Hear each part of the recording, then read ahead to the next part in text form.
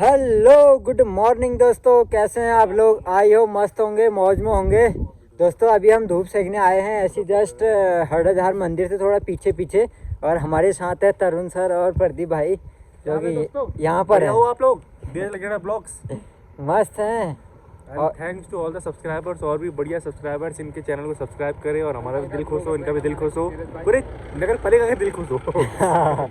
बाकी हम आए हैं यहाँ पे धूप सेकने। बाकी हमारी धन्नो वगैरह भी पीछे खड़ी हैं यहाँ पे F250 एंड अपाची 160 4V। तो दोस्तों फाइनली सौरभ जोशी ने माफ़ी मांग ली है, नहीं बोल दिया उसने मुंह से। बाकी मैं उसको माफ़ करता हूँ, मैं तो माफ़ करता हूँ, लेकिन कोई बात नहीं, माफ़ कर देते हैं, होती है गलती। और बाकी हम ऐसे ही इधर घूम रहे हैं दोस्तों। और हमारे उत्तराखंड में जो अभी धूप की मौसम जो चल रहा है अभी, क्योंकि सुबह शाम तो ठंड हो रही है तगड़े वाली। क्यों तरुण सर, कितनी ठंड हो रही है सुबह शाम?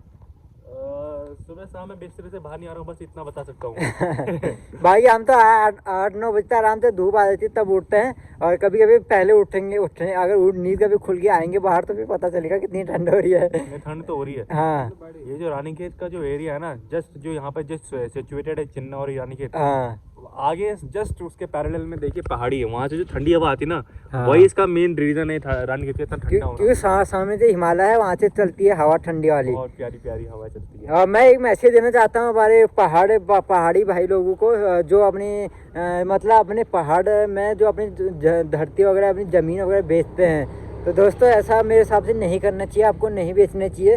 क्योंकि यार हम ही आज अपने पैर पर खुद कुल्हाड़ी मार रहे हैं, कह सकते हैं हम एक तरफ से अपने पैर पर खुद कुल्हाड़ी मारना। देखो हम अपनी ज़मीन तो बेच रहे हैं, लेकिन बाहर वाले खरीद रहे हैं। क्या कर रहे हैं, फिर बाद में कल को वो यहाँ अपना कुछ रोज़गार वगैरह खोलेंगे और हम ही को खुद नौकर बन के रहना पड़ेगा उनके नीचे।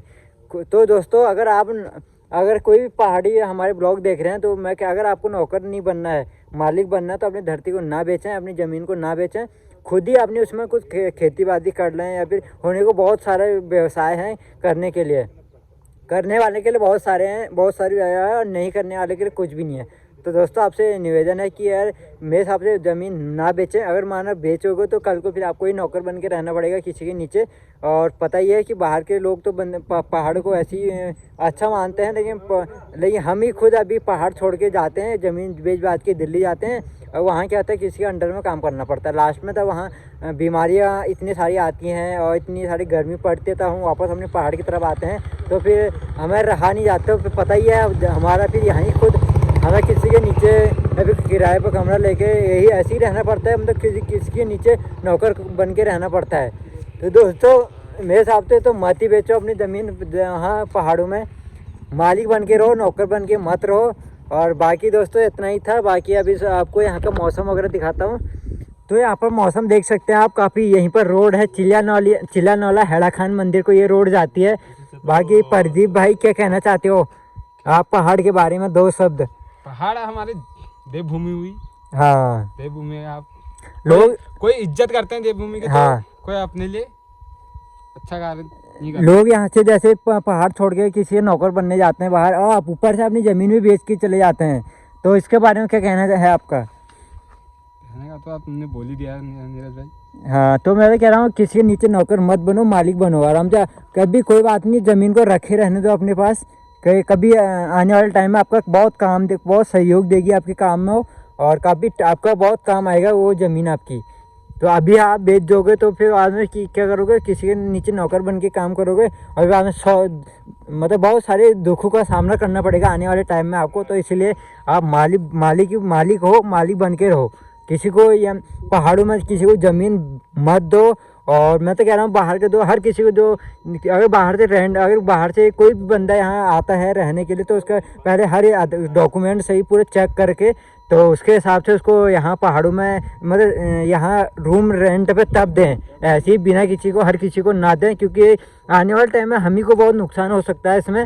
बाकी कह ही सकते हैं कि कब्जा करने वाले भी बहुत होते हैं, तो बहुत कब्जा भी वगैरह भी करते हैं। बाकी देख सकते हैं हमारे पहाड़ों की खूबसूरती कितनी बढ़िया सा खूबसूरती है, इतने पेड़ हैं, जितनी ठंडी हवा आ रही है चारों तरफ से।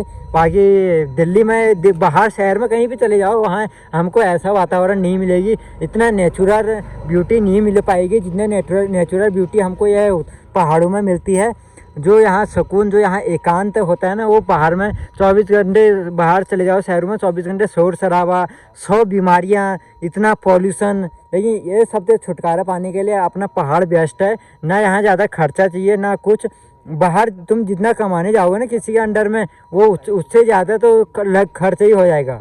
बाहर आप जितने भी किसी के अंदर कमाना जाओगे, माने तुम 15,000 या 20,000 की नौकरी भी मिलती है आपको बाहर, तो क्या होगा, 8-9 हज़ार का कमरा का खर्चा लग जाएगा। बाकी खाना पीना रहना, फिर क्या आप अपने पास कितना बचाओगे, कुछ तुम्हारे भी तो शौक होंगे, तो तुम कितना अपने पास बचाओगे, कितने तुम घर वालों को दोगे, तो वो चीज़ की दिक्कत हो जाती है दोस्तों। इसलिए अपने पहाड़ी बेस्ट हैं। अपने पहाड़ में खुद रोज़गार खोलें, और यहाँ रोज़गार होने करने वाले के लिए बहुत सारा रोज़गार है यहाँ।